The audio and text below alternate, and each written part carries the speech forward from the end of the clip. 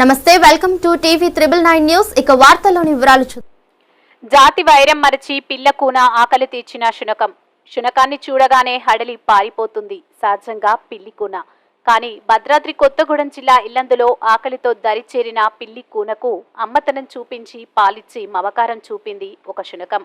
ఇల్లందు పట్టణంలోని ఓ హోటల్ వద్ద సాయంత్రం చీకటి పడుతున్న సమయంలో అక్కడే పడుకొని ఉన్న ఓ శునకం వద్దకి ఒక పిల్లి కూన వచ్చింది.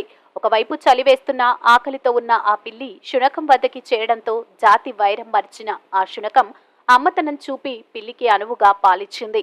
ఈ దృశ్యాన్ని చూసిన స్థానికులు ఆశ్చర్యం చెందారు. మరిన్ని వివరాల కోసం చూస్తూనే ఉండండి టీవీ 999 న్యూస్.